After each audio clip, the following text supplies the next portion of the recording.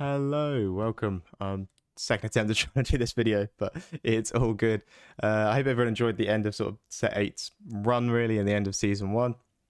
And we go into season 9 now. I believe there's still one more event in Sweden, and I reckon in America there'll still be 1Ks and 2Ks and the lot that are going on. But right now we're sort of heading straight into set 9, so I hope everyone really enjoyed the first round of Lorcana season. I thought it was pretty good. It felt a bit dramatic at some points with some of the power crept cards, but we still get to keep some of them, like Raid Lady and Daisy Duck. But overall, I thought it was pretty good, and it feels like in set 9 they've done a real good rebalance of the power level, and everything's brought down to a playable level again, or everything kind of feels fine. It feels a bit weird that like locations and items aren't really that relevant. Feels like Doc is quite an powerful card draw as well compared to even Amethyst. You know, a lot of their cards just replace themselves like Genie does. No singing friends, no porpsicles, anything like that. But we still haven't got all the cards revealed, so we're only testing of what we can see, and all of these lists that I show on this video could change at any point throughout all of this. So if you want to check them out, they're all on my dream board and I'll be updating them. But these are all my 3 attempts in the decks that I'm sort of very interested in trying in set 9. I still think, of course, Emerald Amethyst is very, very powerful. I still think there's a very good deck, but I've just never really been one to play it. I think its ability to give Reckless, Bounce, and all those things is just so strong. So those are a really good deck as well, but these are the 3 that I'm sort of looking at and probably be talking about a lot in the KiwiWord server as well, as I continue testing them. But it looks like most lists as well from every player are ending up kind of looking the same because there isn't that big a card pool, so the cards that are playable is fairly small. And then of course there'll be a lot of really creative players who will whip up some powerline magical deck or some like crazy combo decks as well, so I'm sure those will be in the works. But right now it looks like every place I look at, every avenue, every testing person, it's like and all of this is public as well, I'm not like taking it away from people. It seems that most lists end up looking quite similar in their vein, and I haven't snatched anyone's lists. I've sort of tried to make it myself, and then you go and check what other people's lists are like, and it's like, oh, it's pretty much the same. But of course Kiwi will be the first one, and that's a fairly unique one. It's kind of hard really now. The 2 major components that we lost were Smee and Cogsworth, and it really does change the deck up, I feel. You can't be an aggressive steel questing deck unless you pair it with a color like maybe Amber, and Amethyst as well has it, but Genie's a very good quester, but they can't really litter 1-drops anymore. They don't have Magic Broom or Chernobog. They only really have Diablo, and then they play steel 1-drops. They can't bounce the dock with a snake and play it again. It's just like it just doesn't look as good. It's still Amethyst Steel. It's still very strong. Like my opinions I said in my tier list the other day, they all still stand. It's still a really strong deck, but overall it looks like Amber Steel can do the dock deck thing the best. And Kiwi's always been fairly good at what it wants to do. So you do your standard curve into Alice, Pluto, Cogsworth, and then just sort of quest out. Giving ward is kind of strange. There is a lot of moments where it's important. You know, wrong lever is still pretty big. Bell moving damage is still really big. Hades as well is big. There is strength of the raging fire around. Fire the cannons is still around. All those things are pretty important, but it does feel a bit less. You know, there's no Zeus, let the storm rage on. As of note, there isn't. There's no brawl. There's a little Sisu, but I don't know who's going to end up playing that. If it's going to be really clunky Ruby Sapphire. So yeah, it's sort of kind of interesting that I think Amber Steel can do the dock deck thing the best. I do have an Amber Steel listener, but I've always had a sweet spot for the Kiwi, and I think this is where I'd go for the base level. Hopefully praying on maybe a Cogsworth or a Smee reprint. I don't think I'm going to get both, but either of them would just push the power level of this deck up, because you could just curve out, ward up, resist up, and then quest out. And that's why we've got cards like Captain Amelia in here. And yeah, it's also digging out kind of, I wouldn't even say the bulk box cards, but Captain Hook really fell out of the meta. There was very few reasons to play it. You could do so much steel removal with songs and stuff like that. You didn't really need to play Captain Hook anymore. But now with no threat of let the storm rage on, threat of fire the cannons, but you kind of just take that as a 1-1. You know, you're both -1 from that play. That's sort of fine. You move on to turn 2. He can sort of sit on the board, trade up with 2-drops like a Calhoun, you know, if they ever exert it. Take out a Lewis, which is becoming quite prominent in a lot of the purple decks. So he seems like quite relevant to just include again in all the steel decks. So it's pretty good that they reprinted it. Just fairly, yeah, doing 3 damage from your 1 cost is pretty good. Mulan, because the draw discard can be quite powerful, and then we are working like 69 inkables, so it's not uncommon to brick kind of with the deck. And then of course everything else is just doing the standard Kiwi stuff. I've noticed as well a lot of the other dock decks just aren't playing Pete right now. They're not really afraid of much removal being thrown at them. If they get strength once, that's just happens. It's not worth it to play the Pete, it would seem. But in this deck, in Kiwi, it feels like we've let the Under the Sea, and we're not that fast of a deck. It kind of might get to a point where we need to Alice Pluto and then just play Pete's out to kind of lock them and let us get another few turns of questing. But the deck hasn't changed too much. There's Lady Cluck in there as well, because we kind of just need to continue the lock. Before it was, Cogsworth was down and you could give resist to everything and it just made it insanely strong. Right now we can't really do that, so getting Lady Cluck down kind of just extends it. And then if you could play a Baymax after that, play a Gantu and say everything's got ward and resist, and there's all questing for a ton of lore, that's a really strong spot. And then the Calhouns and maybe the Mr. Arrow, like in the turns prior, controlling the board or questing out. And yeah, Captain Amelia is like a mini Cogsworth in there as well. So this is kind of the direction I've gone with it. With a little bit of testing, I've kind of noticed I think into Amber Steel it feels very, very strong. I think into Green Purple you can do some amazing things now they don't have Fox as well. That's a really big change. Into Blurple it felt fairly weak.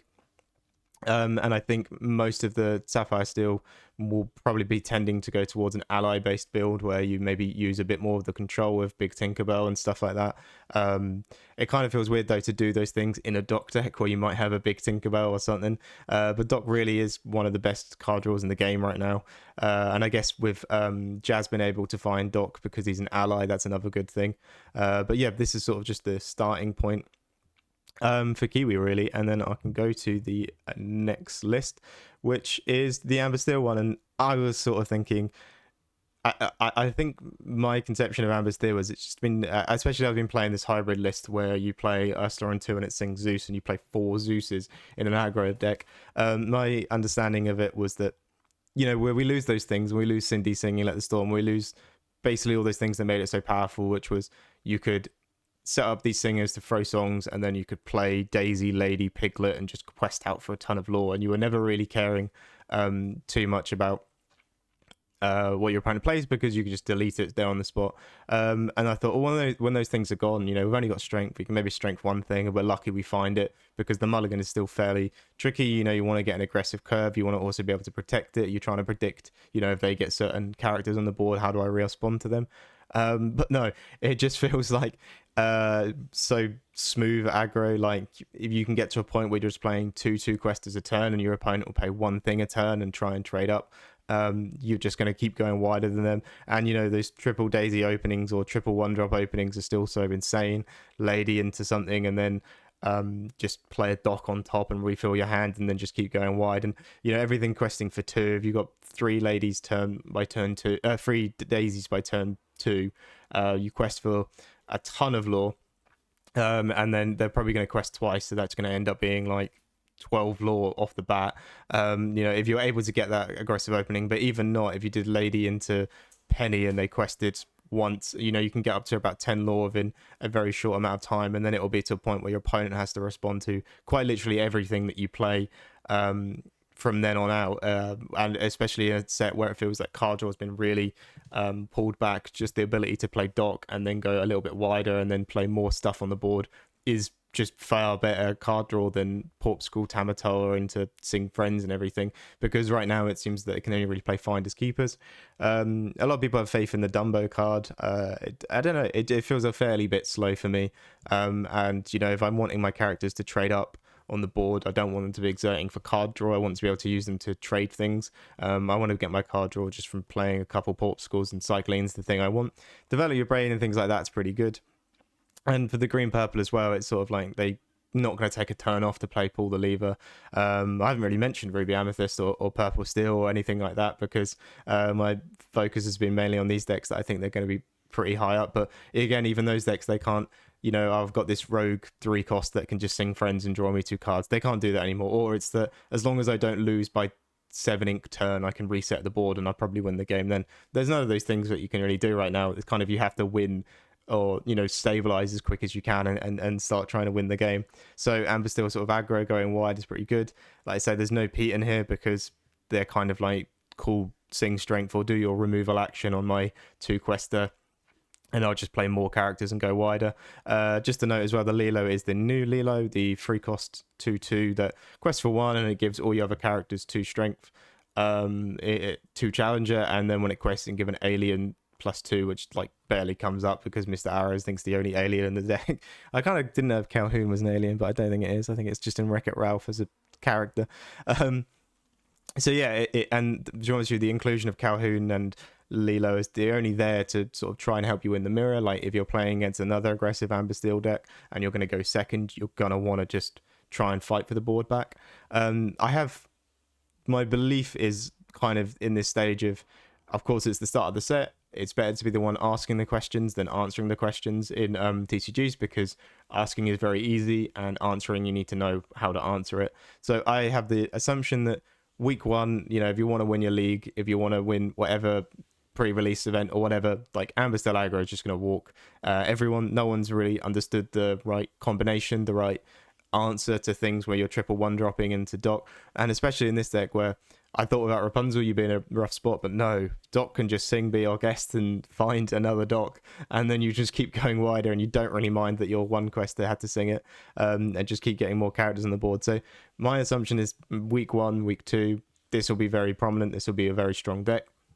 As the sets go on, as the things go on, maybe leaning into the Bologna DLC and the Milwaukee, I think it is, DLC, it will be a very relevant, strong deck, but it will, at this point, should be responded to.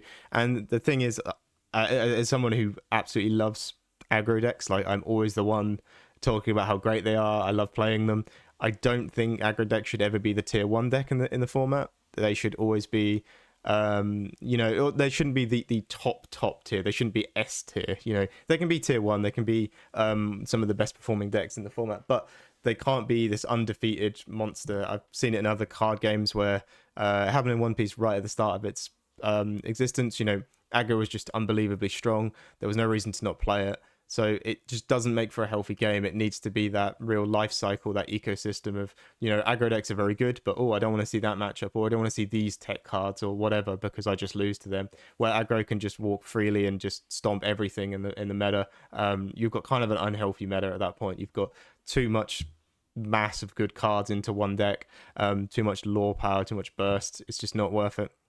It's not good for the game. So it's I think this will be hopefully responded to at a adequate level where it doesn't drop from the deck that everyone wants to play and is just insanely busted to a fairly decent deck. And of course, the prime example of just Amber Steel in general during this set, it's still very good. It's probably one of the best decks, but the Vinny build that I was playing at the start, it didn't really feel playable. That feel like pure aggro deck.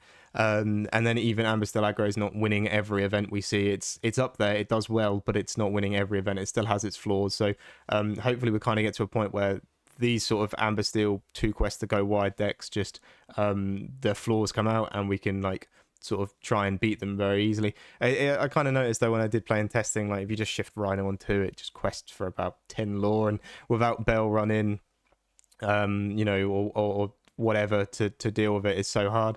I think Lewis is probably a decent answer, but even Lewis doesn't 1/1 it. You still have to add some more damage in there. I guess Wrong Leave would be a very good answer for it. Can't sing Zeus on it, so there's generally like barely any fear for you shifting Rhino on 2. It's just like the freest thing you can do, and it just sits there questing, and then could maybe sing a strength if you needed it to. So it's just Rhino is just a 4/5 on turn 2, a Chill Wing Yeti on turn 2. For anyone who played Hearthstone, it's just nuts. But it's still sometimes this deck can gas out. You don't see the docs, you don't see the BR guests.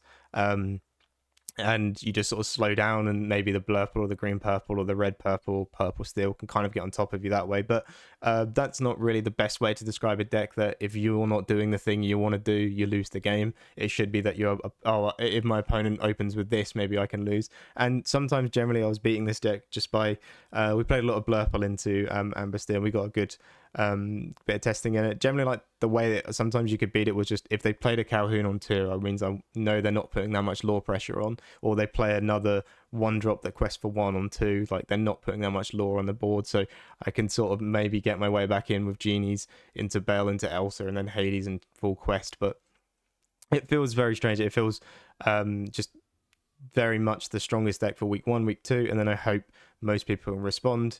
Of course, like most of these lists are not using any of the 33 new cards we received. Besides that, Lilo's in there, which is great, but no one's using the power line. And like I say, I don't have too much faith in the Dumbo. I think if you're in an aggressive meta and you're like, I'm going to take a turn off to exert my stuff and draw a card, I don't really love the idea of that. I prefer we got some other draw mechanics in the game. But yeah, week 1, like if you want to go to your locals and win an event, I think just straight at the gate, Amber Still Aggro will be tier unbelievable, unbelievably good for anyone who doesn't understand sort of British sarcasm.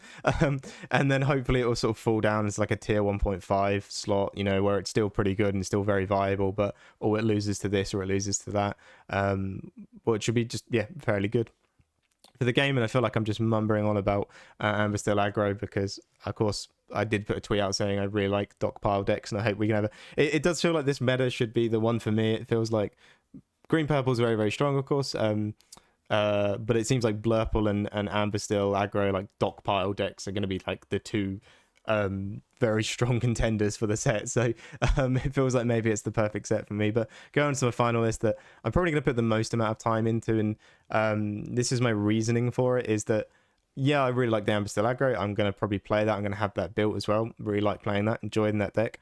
But I feel it will get appropriately answered. I won't want to take it to Bologna. I want to take it to a bigger event. I feel like eventually the matchups and the power scaling, you know, even the more I played of Blurple into Amber Still Aggro, the more I learned how I could use the cards that I had to my disposal to beat it and get an edge on it.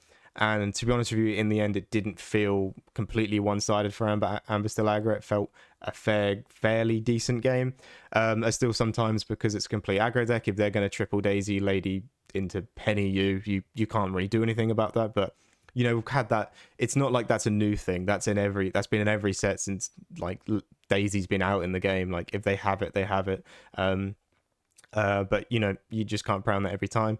They might just not have it, you know, and it felt like they have a higher chance of like playing a Rhino turn 1 drop, and then turn 2 playing a Calhoun than they would have of triple Daisy. You know, there's 4 copies in the deck, so it felt like it's not an absolute stomp. It just felt fairly even in the end because Blurple is still the consistent powerhouse that it is. I think what I'd like is it's maybe a better 1-drop, or maybe a few more 1-drops. I think Bell turn 1, maybe we were a bit spoiled with how great that was. So maybe prey on the Popsicle coming back into the game, and it would allow Tamatar to be put back into the deck as well. But right now, this is sort of the list I'm looking at. And again, if you look at other lists, it doesn't feel too far off it. But with Blurple's sort of curve, the way we're designing it, it's so different to... it's not that different, but because it's a ramp deck, there's cards I want to play in here, but I can't really fit in the curve. So things like Yelena, which is giving Challenger +2, would be kind of great. There's a few other like 3 costs I want, but you know, because we do 1 into 2 into 4 into 5 into 6, it feels weird to include a 3 because we'd have to do a 3 and then find some of these one-offs. Even things like Hypnotic Strength, there isn't really appropriate times for me to be playing that, but it feels like if I don't include it, I sort of lose the game. You can do Hypnotic Strength on the Royal Guard, and it will take out a Rhino. So, you know, you draw 1 for turn, Royal Guard goes to 2, you play Hypnotic Strength on the Royal Guard, he goes to 4, then he gets another 1 from the card draw from the Hypnotic Strength, makes him to 5, and then you run him into the Rhino. But it feels like, you know, on that turn, you really wanted to be doing play a Genie or something, so it still doesn't feel great. But, you know, you have those answers in there. And it just overall, I feel like I want to put more time into this because, as I say, Amber Still Aggro should be falling down a little bit on the chain, and Blurple will just be the consistent sort of deck that should be giving people results and should be giving answers over it completely in an open field. I don't expect, if you go to Bologna, every matchup to be Amber Still Aggro. If it does, I think we're in a really bad spot in the game, just the way it is. So yeah, this is kind of where I'm at. I think most people are adopting the Royal Guard as the one drop. I tried putting the Cogsworth one drop in there because, you know, things like Merfolk are still going to be out there. And even right now in this set, I'm just losing to a Merfolk. And if they printed a Rafiki type one drop or a Captain Hook type one drop, you know, 3-1, 3-2 that has challenge, you know, yeah, you know, it's a 3-2 challenger type card like Captain Hook is or Rafiki. I'd just put that back in the deck because that would be really good. You know, you could trade up very well with the pennies and the Lilos and just slow down the tempo for a little bit. But we don't really seem to have that, so it's just Royal Guard. But Royal Guard, like I say, I mentioned with the line against Rhino is still good. And yeah, if you can just not get aggroed by triple ones or double twos like very early on, and you get into the Genie moving damage of Bell and Elsa, all those things still work very well. And then Anna's fairly decent card draw with the Elsa, and also giving the challenger buff, you know, you can buff up an Iago or buff up Elsa or whatever to run it in and take out Rhinos or those big hitters like Lawrence. All those things you can still do in the deck. And then later on in the game, it felt like if you could get a Monstro down, you were pretty good. Like if you had a Monstro on board and you had Finder Keeper in hand, you could just play it, take out what you needed to take out, and then hopefully just stomp that. Then they're probably just top decking just terrible cards at that point. You know, maybe something that it just does, it gets to turn sideways and gain them 2 lore, and then hopefully you get to remove it. But yeah, you can still do all the things that you were doing in Blurple, but you just can't do Bell turn 1 anymore, I'm afraid, and you can't sing Friends on the other side, which the minor things that have been removed from the deck, so as I mentioned, the Bell turn 1, the Tamatoa, and Friends on the other side, the minor things like that really do hit the deck quite well. In set 8, it just felt like this deck that never ever stopped having about 8 to 10 cards in hand. Now it feels like you really have to make decisions on what you want. You know, develop your brain lets you dig a little bit deeper, but you can't, you know, just it isn't increasing your hand size too much. Even right now in set 8, like the amount of times I'll actually be able to play Finders Keepers, especially against a dock deck, is very low. So cards like Tamatoa, you know, giving me some Porpsicles back and refilling my hand was always great. And then you could make something that wasn't going to trade anyway, sing Friends on the other side and draw you some cards just to keep the engine going. So it does feel like the deck sort of gasses out a little bit near the end. And the card Into the Unknown, I'm generally just, I think because it says it has to be exerted for you to be able to sing it on it, it just feels rough because what are you going to do? Like Elsa exert it and then sing it, or wait for them to get their lore, then sing it? It still has its good use. The deck sort of kind of needs it right now, I think. And the only other card that I saw people play in this build is Scrooge McDuck, the 4-cost 5/5 uninkable. And I'm sort of trying to hold off as long as I can to play the 8-cost Elsa. And I know it's a Floodborn that can shift onto the 5-cost Elsa, but in my opinion, the thing that's going to be silencing these dock aggro decks, I don't want it to be the 4/6 quest for 3 8-cost uninkable thing that's going to be a brick in my hand 90% of the game. And I want to keep it at about 8 uninkables if I can, because I want to be able to just do really deep mulligans like I did in set 8, and I just don't want to brick as much. So this is the way I'm sort of approaching it. Of course, if it just doesn't feel the same, it feels like what's the strangest thing about Blurple, and I've seen it with a lot of people testing, is it feels very immature or childish or silly almost to complain about the things that we lost in Blurple this set, when like Amber Steel, like Steel Song, or Ruby Amethyst, like, or Ruby Sapphire, like completely lost their entire decks. Like they're not the same deck anymore, even if the color combo survives. But Blurple, basically, we could still ramp on 2 and play a Genie into Bell, Elsa, into Hades at the end of the game, and it still doesn't feel like the same deck. And it's like, oh, I'm complaining I didn't get to keep like 2 cards that I really wanted, but I kept everything else in the deck. So it feels very silly to complain about it. But, you know, I can't change really how I feel. When you play it, you'll notice it just feels different. And every deck in the format feels like it's really lacking a bit of card draw, and I think that might just be because we were spoiled on card draw. It doesn't feel like there is less card draw in the game. We did get quite spoiled with it, with Hiram being so powerful for so long, and into, you know, just how Amethyst ended up in the end with Friends on the other side, and pairing it with Sapphire's Tamatoa Porp draw engine was just mad as well. So we did get a bit spoiled near the end, so maybe this is just how the appropriate Lorcana hand size is supposed to be. But yeah, I'm hoping Blurple will be the choice for Bologna, at least for me. I'm hoping that basically all of these decks just sort of end up being tier 1.5s, and they all have fairly good games into each other, but that's the dream happy land that I want to be in. Right now it looks like just playing Doc Aggro is the thing to do, but you know, it doesn't feel like there's much innovation with Doc Aggro. You've got a select amount. I mean, we're using Mr. Arrow for Pete's sake, you know. We're not got many cards left for us to choose. We're just putting anything that quests for 2 in there. And I think as well, when decks like start utilizing Under the Sea and Reckless and stuff, the Doc decks will have to respond to that as well and go, right, maybe we do need Pete back in the deck, and maybe we do need X card, and maybe we do need this card, and maybe Fire the Cannons, we need that as well. But right now, it's be week 1, week 2. These are all just very early on predictions. If you want to just start winning your locals and stuff, please do Ambassador Aggro, because it's probably the best in the thing. But I think my predictions are still going to be the same, and I'm hoping that Blurple and GP will be the 2 sort of big choice contenders for when the meta sort of settles and we have a good understanding of what's going on. But yeah, it just feels more rambling if I keep talking. But these are 3 lists I'm going to be testing and be posting about.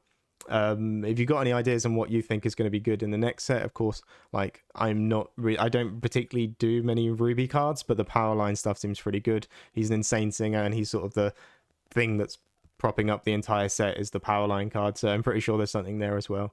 But yeah, thank you.